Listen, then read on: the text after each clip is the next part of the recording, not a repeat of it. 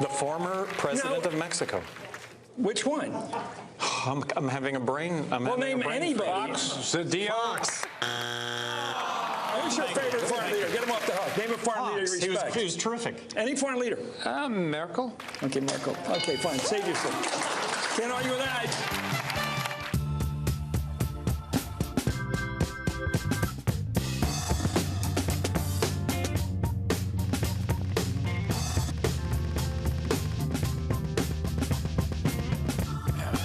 At this hour, Donald Trump is dealing with two fights, and neither of them is with Hillary Clinton. One of them is with himself, and that contest is being fought inside his very own head. But tonight we're going to start with a slightly more public fight, the one within Trump's campaign. Today, CNN reported that Trump aides on a conference call told campaign surrogates that Trump is upset with some of the things included in a New York Times story based on anonymous advisors describing some inside the campaign as being unhappy with his debate performance for Monday night. Also, NBC News' Katie Tur is going to join us later in the program. She tweeted that sources have told her that not only does the Trump campaign feel he was unprepared for the debate, but that Trump's adult children are upset with the campaign's direction and its effect on their business dealings.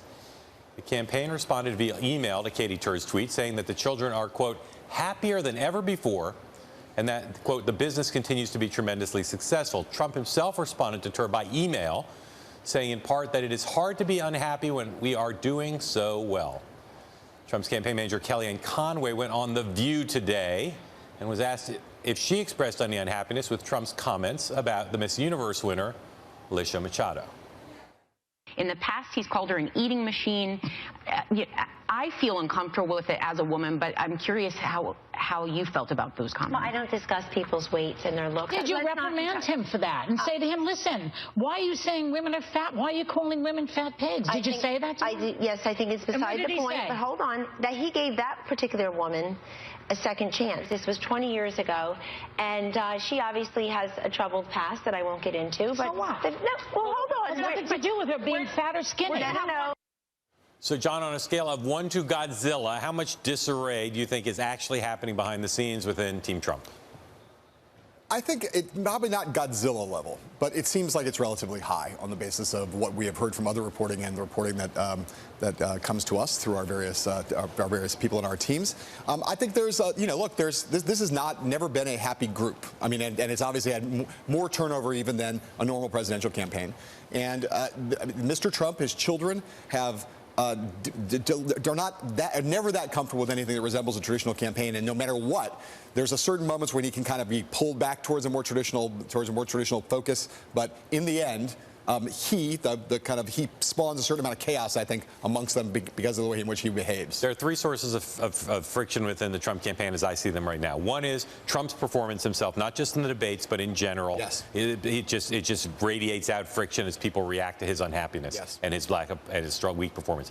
Two is people involved in the campaign who are campaign pros, who've worked on past presidential campaigns, are disheartened by, and in some cases freaked out by, the lack of professionalism in certain parts of the Trump campaign. It's untraditional, and they don't like that. They look at the untraditional as disorganized. Yes. And finally, there are still factions within the Trump campaign. Yeah. There have been leadership changes. The Lewandowski era is over. The Manafort era is over. But they left people behind. And those people are not, in every case, pleased with the new regime. When you are starting to see stories taking pot shots at Kellyanne Conway for being on cable television too much, those are emanating from inside the House. When you see stories about the lack of debate preparation, those are emanating from inside the House. It is the case right now that there is more leaking happening from the Trump campaign than there has been for the entire months prior. For a long time, that operation had problems, but what it didn't have was a lot of leaking. It now has a lot of leaking. You had a bout of leaking around right before Manafort's departure. That's right. And, yes. It is clear that Trump does not like stories like this. No candidate does. And that he pays a lot of attention to the New York Times. Yeah. When he sees in the New York Times, he gets particularly It's a problem. It's not Godzilla, but it's currently a problem. It's a real problem. All right, and we'll see with this next debate what happens in that area. For the past year, the central tension in Donald Trump's campaign has been between the Donald's penchant for reflexive emotional outbursts and the traditional political requirement of message discipline. Last night on the O'Reilly Factor, Trump was presented with what for him would normally be a golden opportunity to fly off the handle about NFL quarterback Colin Kaepernick. But instead, Trump indulged in something quite unusual for him, a modicum of restraint. Personally, if it was me, I would not be happy if I were the team owner, and I don't think I'm going to tell you what I do. Would you fire him? I would take a different position. Would you fire him? Would you? I wouldn't be happy. I would not be a happy camper. I'm not going to tell you what I do, but if I was in that position, I'd do a lot different. That's unlike you, no, though. I'm not. And you know what, Bill? If I'm in that position, I'd be a lot different than the way they're treating it. It's not like you to not tell me what you would do. You usually look. Well, you know, let's keep the headlines down to a minimum. Yeah, let's keep the headlines down to a minimum. So even as you noticed there, even Billo pointed out that Trump's response to that question wasn't very Trumpy or very declarative or very clear. And Trump went on after that to make a point of mentioning Kaepernick's First Amendment right to protest. Trump's people have lately been pointing to another instance in which the candidate supposedly exercised restraint in not raising the subject of Bill Clinton's infidelities at the debate.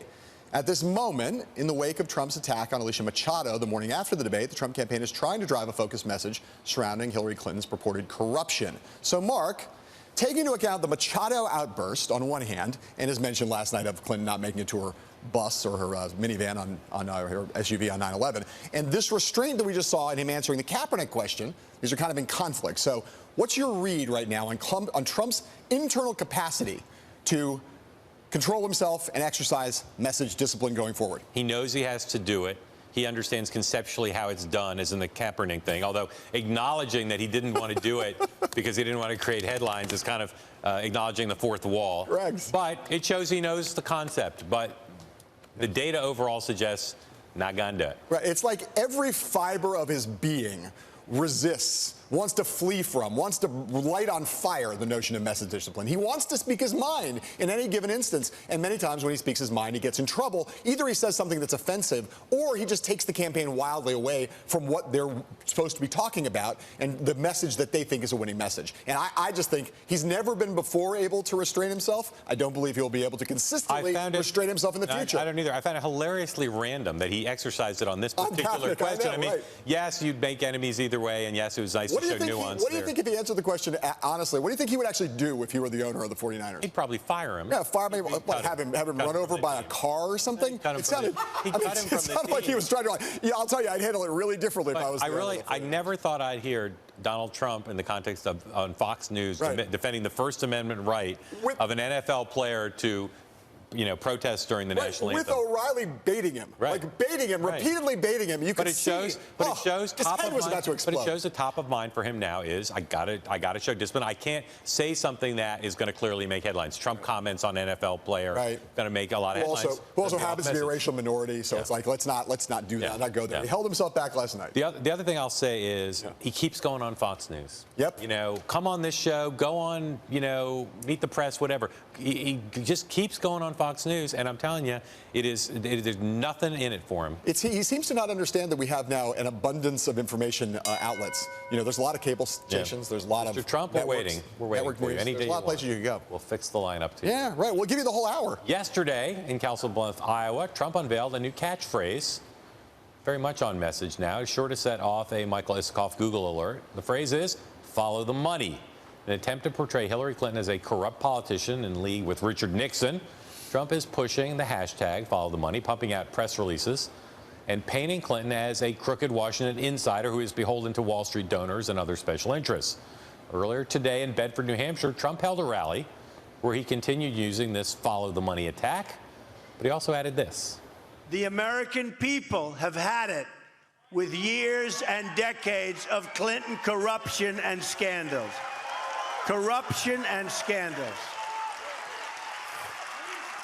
And impeachment for lying. Impeachment for lying. Remember that? Impeach.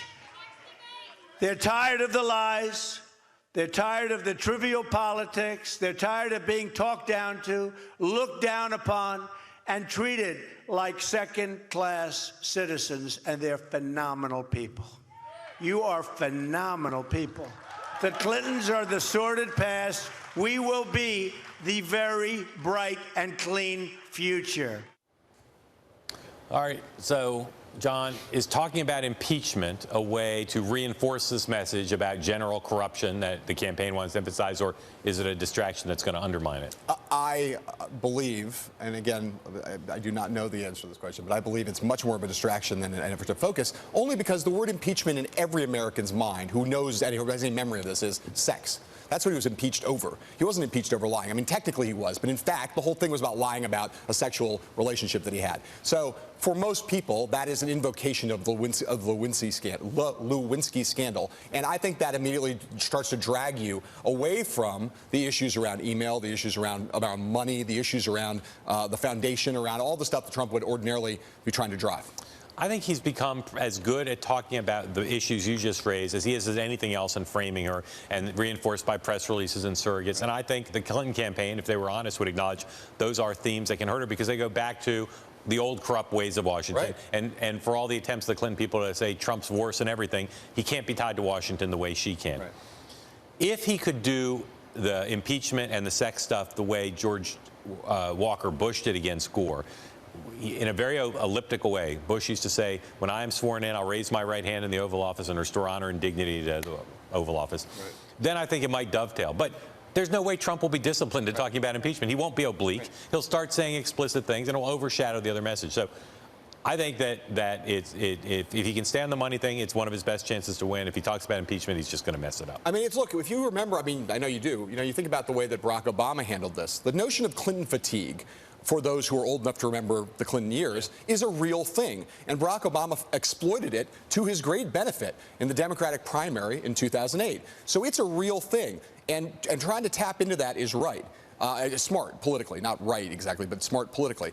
But again, I will say, impeachment just equals sex for most people. And he will, as I agree with you, he will, once he starts talking about impeachment, he's one step away from talking about Monica Lewinsky, Jennifer Flowers, Paula Jones, Juanita Broderick, all those things which are, I just don't think, the way for him to win. I think he'll get more graphic than that. Well, more graphic than that, maybe. But you know what I'm saying? It's like, he's not going to be able to stay, he's not going to be able to be subtle and nuanced and elliptical. Yeah. That's not his style. We're on like day 2.5 of Clinton corruption, follow the money. Right. I wonder how long it will go. I wonder if this is the message the rest of the way or not, because he's, as I said, he's as good at this as he is in anything going after. All right, up next we have drama, or maybe not.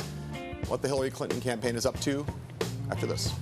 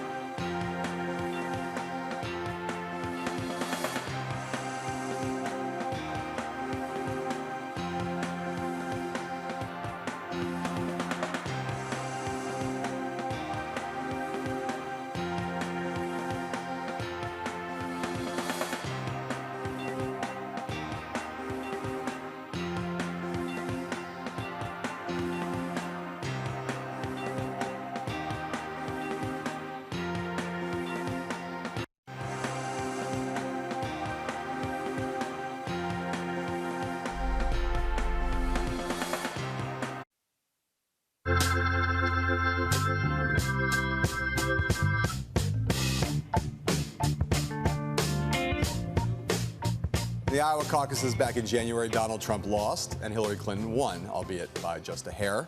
Today, the good people of the Hawkeye State are in effect headed to the polling place again.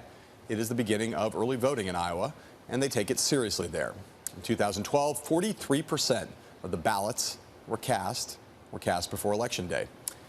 Today, Hillary Clinton spoke at an Iowa Democratic Party early vote event in Des Moines, making a pitch directly to those early voters. We've got a bunch of active Iowans here. Are you ready to go to the polls?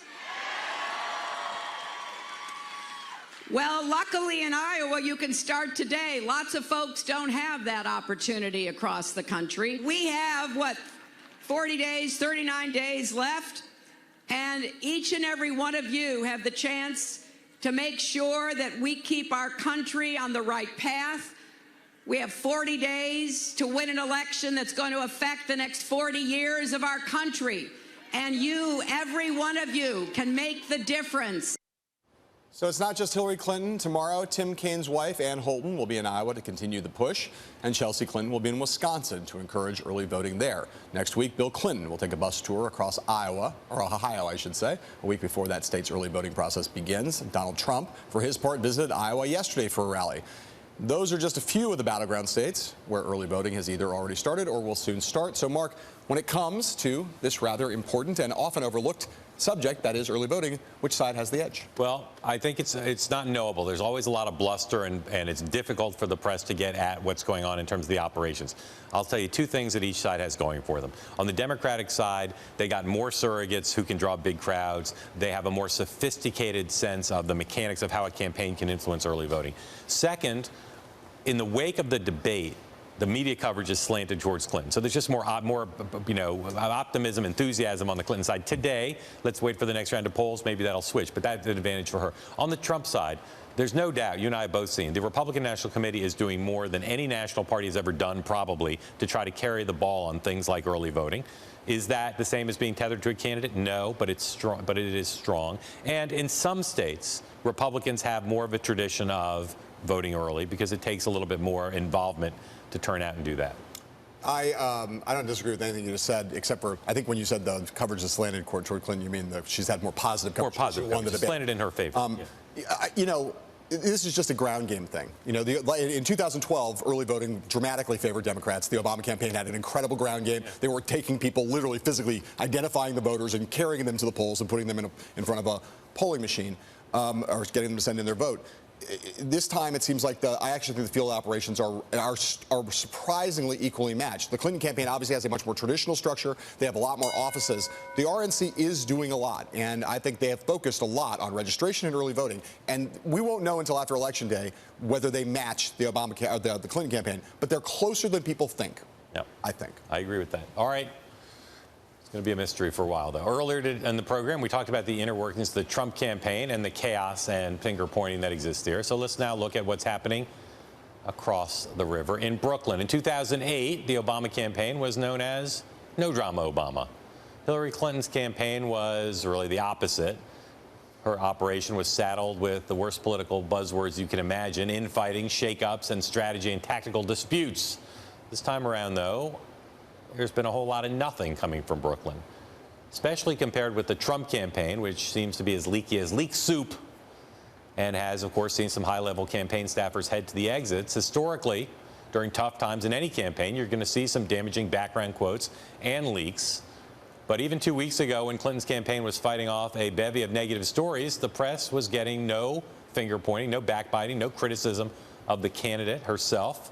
That would be an extraordinary development for any campaign in tough times, but it is positively stunning for a campaign with a Clinton at the top. So, John, why has there been so little finger-pointing, backbiting, recriminations, candidate blaming out of Brooklyn? 3 reasons. 1, she's ahead. 2, well, but it hadn't happened even when she's been in I know, but I understand, but largely they've been ahead for the long arc of the campaign. She's been the favorite for all along, and they've been ahead for most of the campaign, and never really behind. Number 2, John Podesta and Robbie Mook are guys who deeply have internalized the notion of being a no-drama campaign. They came in putting a premium on this. And they're from Clinton world. And then there's the infusion of the Obama people, the actual Obama people like Joel Benenson, Jim Margolis, who also obviously embodied the no-drama ethos of the Obama world. That combination of humans, the right kind of Clinton people, the old Obama people, and being ahead, I think has created an atmosphere of peace, calm, and discipline. Those are all, I'll add some reasons to it. Number 1, There's no one in the top tier of that campaign who is, as a matter of personality, a disruptive force the way Mark Penn was 8 years ago. Correct. Another reason is that you've got nobody in this campaign who's trying to get famous. You know, they reluctantly do television interviews. There's not a person in there who anyone else looks at and wants to gain revenge on. Right. And despite Hillary Clinton's reputation and conduct at times, particularly 8 years ago, she's treated the senior staff pretty well. Right. And so they're not inclined. They're in the bunker with her, even when things are bad, to work together. And it is a huge advantage, and it is unlike any Clinton campaign I've ever covered. And just to say, to give her credit, she learned some lessons from 2008 and has acted on those lessons. All right, coming up, behind the scenes at Trump Tower, where trouble may or may not be brewing. We will hear all about that after this.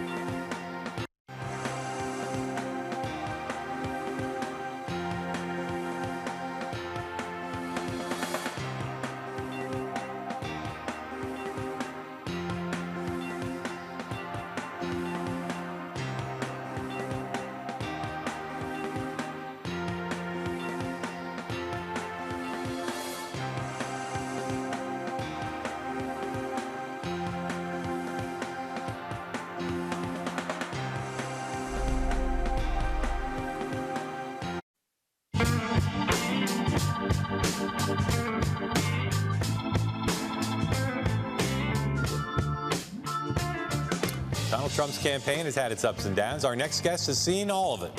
Joining us with some new reporting on the current state of the Trump campaign is the windswept NBC News correspondent Katie Tur in Bedford, New Hampshire. Katie, thanks for joining us. Tell me the story as you've observed it of Trump from the end of the debate until this moment. How do you see the arc of his performance and attitude? I think that he was pleased in the immediate aftermath of the debate. He went around the room. He said Lester Holt did a good job, that he was fair. Once he started seeing the reviews come in, though, he started lashing out at the press more, saying that Lester Holt was not fair, saying it was rigged. And then we heard talk from the campaign that the preparation wasn't near as good as it should have been, that he really should be doing some more traditional prep going forward, and that he didn't focus enough during the prep sessions, that they were just, talking and telling old stories. They were just shooting questions at him instead of really trying to focus in on issues and focus in on ways that Hillary Clinton might be thrown off her game. So I heard from a number of sources within the campaign saying that going forward, they're going to get a little bit more traditional.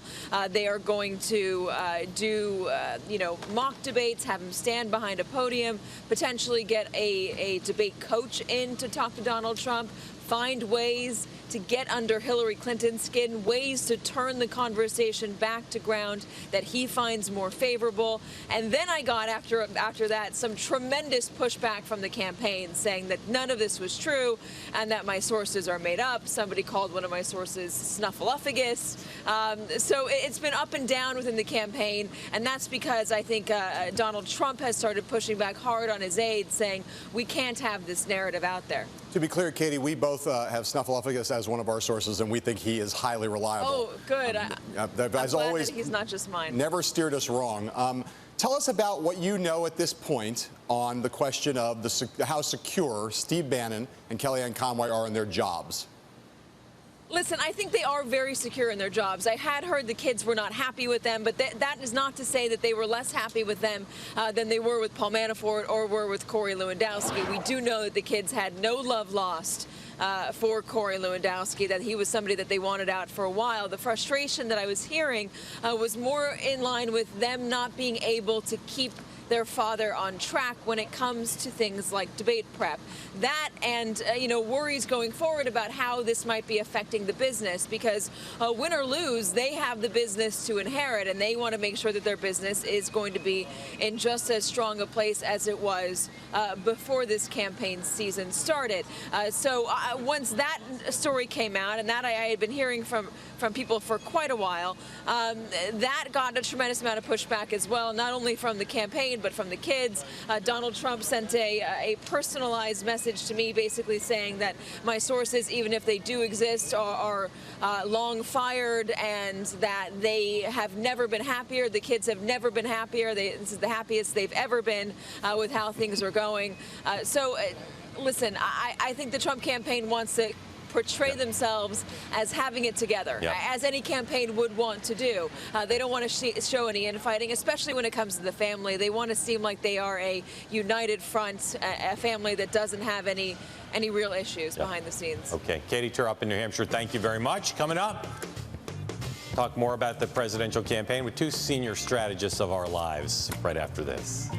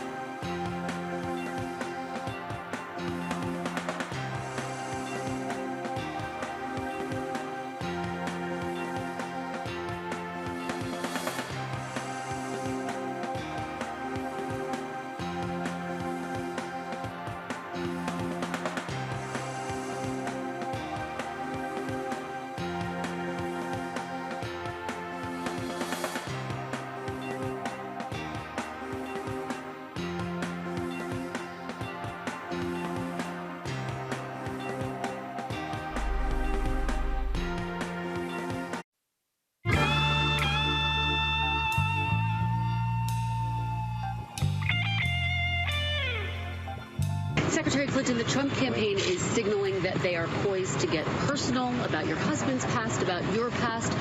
How will you respond at the debates, and what's your response today? He can run his campaign however he chooses. That's up to him. I'm going to keep talking about the stakes in this election. I'm going to keep talking about my agenda. So, I'm not going to comment on how he runs his campaign. You'll be able to see, we have 2 more debates, what he says and what I say. That was Hillary Clinton speaking to the press on her plane in Chicago late this afternoon. Right now, we're going to Washington for the room where it schlappens to talk with the chairman of the American Conservative Union, Matt Schlapp, who supports Donald Trump, and also Democratic strategist and former White House communications director under President Barack Obama, Anita Dunn from our nation's capital. I'm going to ask you guys a conjoined set of questions, all right? I'm going to start with you, Matt. Does it make strategic or tactical sense for Donald Trump to talk about Bill Clinton's sex life? No, I think there's a lot of Hillary Clinton scandals that many of us Republicans and Donald Trump supporters would have liked him to focus on more at the debate, and we think those are fair game. I think the extent to which there is a general, feeling of that the Clintons constantly get into scandals, that's okay, but focusing on Bill Clinton is a mistake. Anita, let me ask you this. I mentioned earlier that Barack Obama did a pretty good job in 2008 of making political hay of Clinton fatigue, things that people didn't like about the Clinton years. Is Donald Trump onto something when he focuses on Clinton corruption and the bad old days? Not Bill Clinton's sex life now, on the specific question of the Clinton years were bad. We don't want to go back that way. I think that he misses a very fundamental point, which is that many voters, probably the majority of voters in this country, feel that the Clinton years were actually very good on the issues that voters care about. They feel it was a time when the economy was growing, when manufacturing jobs were being created, when the middle class was actually rising instead of falling back. So I think that it's a mistake for Donald Trump to make this a race about the past. I think that the person who wins the presidency is the person who makes it about the future. And he is making it about everything except voters, their issues, and what comes next. Anita, have you heard of any polling data, private polling data since the debate that would give you insight into whether the debate had an effect on the race? And if so, what did it say? Well, obviously, if it was private, Mark, I think I would have a problem sharing it on television. But, I think that what you saw in the debate and what certainly the public polling has suggested is that you're going to see a shift towards Secretary Clinton, but it's still a very tight race. Democrats cannot get complacent off of one good debate performance. There's still a lot of campaign to be held here, and it's a tight race. Matt, if your candidate performs in the second debate the way he did in the first debate, will you, like Mr. Trump, be satisfied with that performance? Yeah, I actually think we're not going to see a big change in this race after the first debate. I think where you had the most voters watching. Matt, I'm going to stop you. I apologize. I'm going to stop you because I'm certain either you were purposely dodging my question or misheard me. Was he good enough in the first debate, or does he need to get better? He was good enough. He needs to get better. No, right, I think he needs to get better. What does he need to get better at? Let me answer the question. In the first 30 minutes, I think on the economy, he was the strongest. And I think he owned that part of the debate when most people were watching. I would like to see him do that for 90 minutes. But I think he owned the most important issue in this election, which is what are we going to do to create jobs and get this economy going? Matt, I'm going to go back to a similar kind of question that I asked you before about Bill Clinton's sex life. Do you think it made sense for Donald Trump the day after the debate to go back to commenting on the weight of a former Miss Universe? Was that a smart move for him in terms of how to deal with the fallout from the debate? Yeah, I think it was a smart move for Hillary Clinton to bring it up at the end of the debate like that, and everyone was talking about it in the next day. And I think it's a mistake. Obviously, anytime Hillary Clinton can get the Trump campaign talking about Trump versus some American out there, it gets it off the basics of this campaign, which should be about the economy, fighting terrorism, and disrupting Washington. Every day Trump's not talking about that is a day he loses. Anita, you follow Senate races pretty closely. Do you agree, two-part question. First, do you agree that Republican Senate candidates in a lot of the battleground states look surprisingly strong? I think that the Republicans, from the beginning of the cycle, by and large, their incumbents have known that they were going to have very, very tough races. These were people who got elected in 2010 with a midterm electorate. And many of them got elected in states that are blue in presidential years. So I think that the Republicans, by and large, have gone into this cycle knowing they were going to have tough races. A lot of them are showing resilience. But let's face it, we have a huge number of extremely tight races out there. And right now, Senate races tend to tip one way or the other. And if you thought they were going to tip one way, you'd have to give a slight edge to the Democrats. But do you agree it's possible that Hillary Clinton could win the White House, but Republicans could keep the Senate? That's possible, right? I believe it's possible. I think it's unlikely, Mark. I think that when Hillary Clinton wins the presidency, it will help tip those Senate races. Let me go back to one thing that Matt said, because I couldn't agree more, which is, you know, debates are important. The post-debate is even more important. And if Donald Trump lost the first debate, which, you know, I suggest he did, he has decisively lost the post-debate contest here. And it's just really impossible to imagine who over there besides Donald Trump thinks this is a good idea. Matt, because you're coming back for another block, I'm going to ask Anita one last question before we go to break. We're going to lose Anita Dunn after this block. So, Anita, let me ask you this. You've done a lot of debate preps with a lot of candidates, including at the presidential level. You know, you thought Hillary Clinton did well the other night. What did you think she did not do well that she needs to improve on for the second debate? The second debate is going to be very different from the first debate. It's the one where voters get to ask their questions. It's a town hall debate. The one thing I would like to see more of, and she'll have the opportunity in the town hall to do this, is the piece where she connects directly with people and connects her programs with where people think this country needs to go. The first debate didn't go that way. I thought their strategy was smart. A town hall is a very different kind of debate. I think it will also present some unique challenges to Donald Trump. All right. Anita Dunn, thank you for being on the show. Matt Schlapp, stay with us.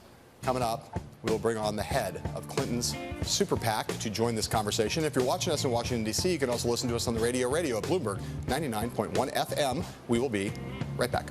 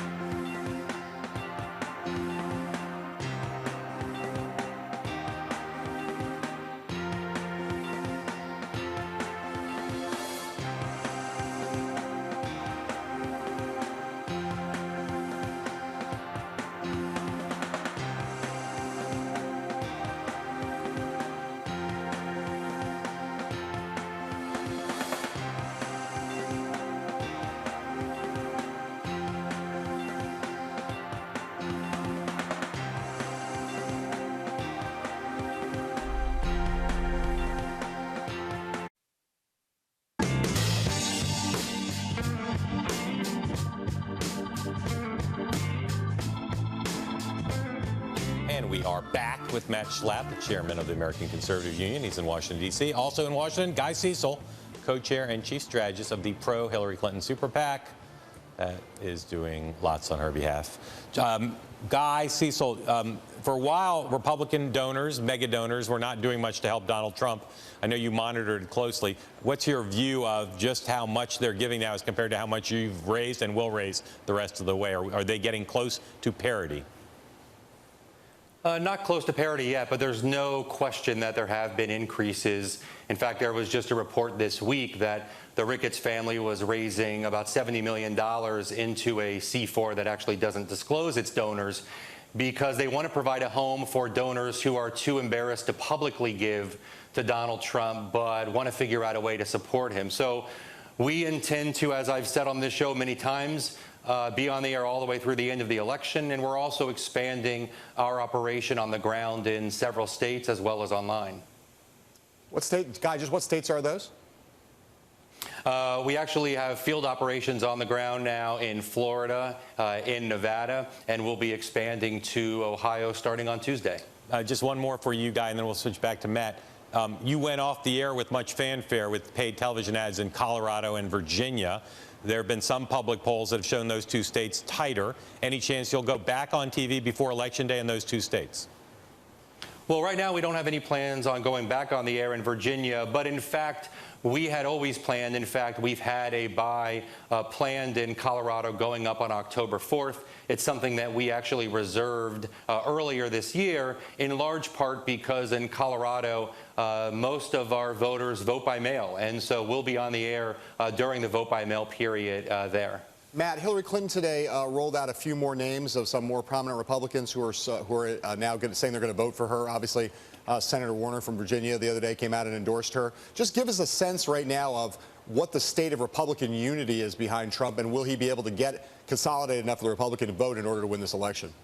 Yeah, John, the last polls that I dived into showed that actually Donald Trump is in the 9 out of 10 of Romney voters territory, which is really high. And where he needs to be, quite honestly, to win, much better than where he was at about 75%. And actually, Hillary Clinton was lagging a little bit with Obama voters. Now, I think if you especially look at Virginia, where John Warner is from, it's tough sledding for Donald Trump. There's no question with the D.C. area and so many people involved in the government in one way or the other. I think Virginia is going to be a tough state. If he wins Virginia, he's going to be the president. But I'm not surprised people like John Warner, who has made a career out of not endorsing Republicans he think are too outside the mainstream, and that's what John Warner's message was. I think it will have zero impact. As far as other Republicans, I would say this. They're not all 100% wild about Donald Trump, but most Republicans I talk to around the country, including conservatives, when it's a comparison between Donald Trump and Hillary Clinton, it's getting easier and easier to make the decision to be for Donald Trump. Matt, put you on the spot a little bit because we didn't warn you about this, but is there a question you'd like to ask Guy? I just want to compliment Guy. I think it's very smart for him to go back on the air in Colorado. I think Colorado and Nevada look like they're going to be Trump territory, and I'd love to hear his take as to why I'm wrong. Well, as someone that actually won a race in a pretty tough election cycle in Colorado, I can tell you the number one reason you're wrong is because when you look at voters that only vote in presidential elections in Colorado, the president has an approval rating of plus 30. Hispanic voters turnout increases by about 25%. And African-American turnout increases by about 30%. So whether you're looking at the fact that Colorado has an above-average number of college-educated voters, whether or not we'll see significant increases among the Latino vote, or the fact that the president has a significantly higher approval rating in a presidential election cycle than in a midterm election cycle, all signs point strongly to Colorado. And in fact, part of the reason that we're going on in the air, sure. Can I ask a quick follow-up? Why is there such a big difference between Barack Obama's approval ratings in Colorado and Hillary Clinton's terrible ratings? Well, I would say, first of all, that the disparity between Barack Obama and Donald Trump's is actually bigger than that of the president's and Hillary Clinton's. But as you well know, and has been true in history, there's always a disparity between people that are running for office and people that are in office. And in fact, the trail of history of Hillary's career has been that when she's in office, her approval ratings improve significantly. That was true as a United States Senator, and it was true as Secretary of State when she had approval ratings that ranged in the 60s and 70s. And I think at the end of the day, when voters are making a determination about somebody who has a forward-looking plan for the country versus someone that demagogues, insults Muslims, ridicules women, and is consistently racist against African Americans, the people of Colorado, Virginia, Florida, North Carolina, and others are going to choose Hillary Clinton because that's the choice on the ballot. Guy, that was an excellent speech, and now you're going to give Matt Schlapp a chance to make a speech, too, so you're going to ask him a question. Go for it. If you have one. Well, I would just ask why he thinks, according to the story, that Republican donors have decided they needed to form a C4 because they're embarrassed to publicly be associated with Donald Trump. As you know, a C4 is a nonprofit under the IRS, something the Clintons know very much about, and they've actually sustained their whole lifestyle under setting up their own C3 under the IRS, supposedly for the benefit of society. There's nothing wrong, I assume you would agree, with running or contributing to either a C3 or a C4. And I think what's really great about a C4 is it underlines the message, which is in America, we still have a First Amendment, and you can spend your money in any way you wish to in a political context. And I think it's a great thing. And I'm glad those donors are coming on board. I think whenever you guys both think about these C3s and C4s, you both agree that C3PO is pretty cool, right? Yes. That's right. All right. Match slap, Guy Cecil. Guys, thanks to you both for coming in. Spirited and enjoyable discussion. Coming up, we're going to talk about Hillary Clinton's millennial problem with two reporters who have looked closely at what's behind it and how she might solve it. Stay tuned for that.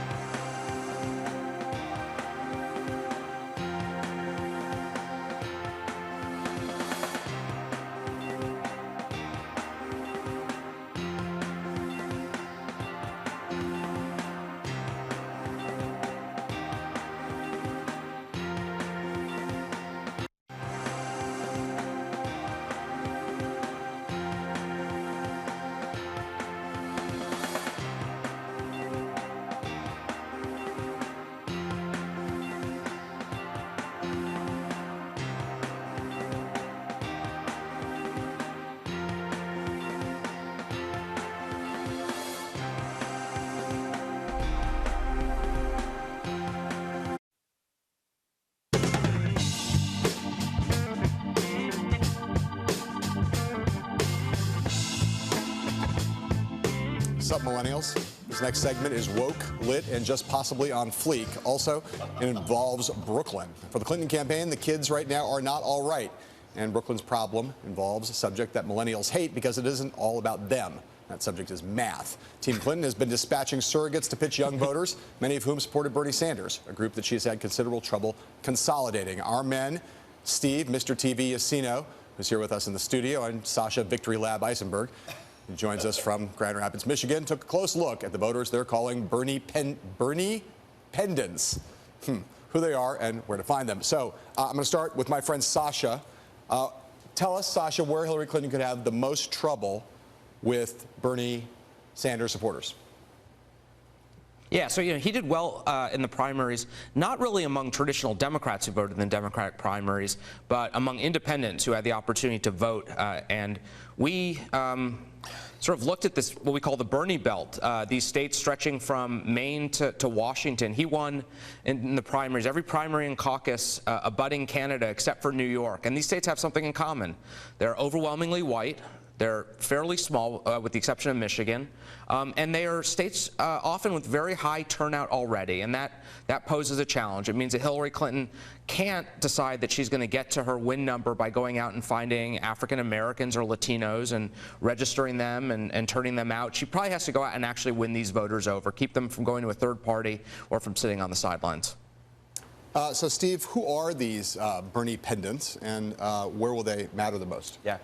Bernie pendants are, as Sasha said, people who are not affiliated with either party, who voted in Democratic primaries or caucuses in the primary. So we looked particularly at New Hampshire because it was a place where Bernie Sanders won by quite a bit. His margin there over Hillary Clinton was 22%. And so we said, how many were there? Who are they? Where are they? And so we mapped all these some mid-range partisan, no party affiliation people who were throughout the state who had voted in the Democratic primary. We found there was a lot of them, 27,000 of them. It's about 13% of what we expect to be the Democratic voters in this next election. Sasha, what are the messaging challenges to trying to reach out to this group for Hillary Clinton? Yeah, I mean, we see Hillary Clinton's broad persuasion message focused at soft Republican, center-right independents, rolling out endorsements from people like John Warner. That's not something that these, Sanders holdouts, young voters want to hear. I got to dispute that. I was at a hacky sack tournament over the weekend. All they were talking about is where's Warner going to go? Where's the Warner endorsement going to go? But anyway, go ahead. Yeah, there's some, Next Gen, the Tom Steyer super PAC has done some research with Project New America, and what it shows us isn't surprising. That they care about climate change, they care about college tuition, which is free college, which is the thing that Clinton brought Sanders to talk about yesterday in New Hampshire, and so she's going to have trouble running on two sort of parallel channels if she wants to trot out endorsements from George H.W. Bush, for example. I'm not sure that it might not just not appeal to the millennials, it might actually alienate them. Yeah. If you look at the thing about that event, it was in Durham, which is a college town. Right. Bernie Sanders and Hillary Clinton have been visiting college towns in New Hampshire. Durham, in particular, 1 out of 5 voters that we expect to turn out in the general election are these Bernie independents. So they obviously matter in New Hampshire. They matter in one congressional district, potentially in Maine. Maybe if Wisconsin and Michigan become battlegrounds, but do they matter in the bigger battleground states? Florida, North Carolina, Ohio. Yeah, there has been some progressive groups that have been trying to track them, and as Sasha said and others, a lot of them are younger voters. Bernie Sanders did a lot better among younger voters than Hillary Clinton did, and so they've been tracking them throughout these battleground states. And in a lot of states, including Florida, Ohio, North Carolina, the margin by which it's not that Hillary's losing this group. It's that she's just not winning it by as much as Obama beat Romney among this group in 2012. And so the margin by which we think Hillary Clinton is, the number of Sanders holdouts for Hillary Clinton are not voting for Hillary Clinton, that's larger than her margin in these states. And so it could make a difference if she can't consolidate them. So Sasha, last question. We've seen Michelle Obama, Barack Obama, Hillary Clinton up in New Hampshire with Bernie Sanders. This all happening this week. How much progress, if any, is the Clinton campaign making with these voters that you guys are talking about? The polling from Next Gen shows that what they call the Sanders holdouts went from 20% of millennials to 15% of millennials. So that's some gain for the months of July to August, which was the Democratic convention when Elizabeth Warren and Bernie Sanders had very high-profile speeches in addition to the Obamas. But, I think that the fact that they're still doing this as we approach October is a bit of a surprise and suggests that they have work to do. And I don't think that they expected in the last 2 weeks of the campaign they might be forced to sort of go to a hard left message to appeal to what they thought was a core part of the Democratic coalition now. All right. Sasha Eisenberg, often somewhere. Steve Ucino here. It's the reality. David Plouffe told us the other night when he was here that this is the biggest problem that Hillary Clinton faces in terms of getting elected, and that's a guy who says she's going to win, but still, biggest problem he faces. So you guys are smart to focus on it. Thank you for doing this segment, as you have become stars of our show every week. We'll be back with more of our election coverage right after this.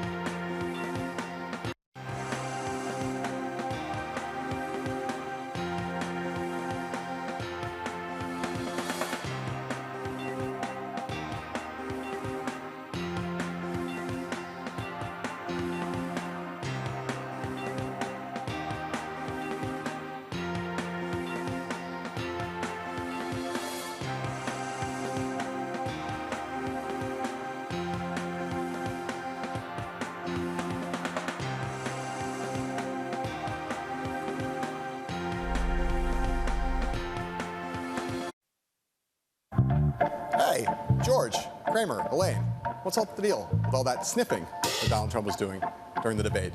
Our producers have been thinking about that, obsessing over it actually all week long, and we think they may have found the answer. What was all that sniffing? I don't know. Maybe it's the cold weather. Today's not cold. He was definitely sniffing.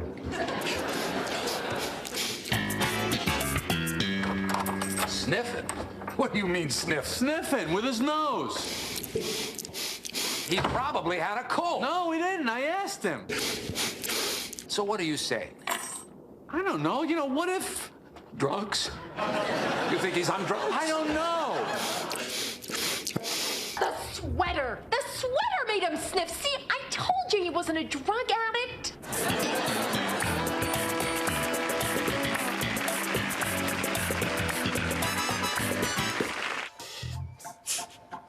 Make sure to check out BloombergPolitics.com to listen to our Culture Caucus podcast. This week, the great thespian Rory O'Malley, he plays King George in Hamilton right now, gives John and Will each an actor's view on how Hillary Clinton and Donald Trump performed in the first presidential debate. Great. Rory O'Malley is great. Incredible on this podcast. A little pro-Clinton maybe, but he is really good. Come on. He's really All right, coming up here on Bloomberg Television, Emily Chang talks to the president of Skyworks Solutions. That can be found on ye old Bloomberg West. John, I'll be back tomorrow. Same bad time, same bad channel. Thanks for watching. We'll see you then. Sayonara.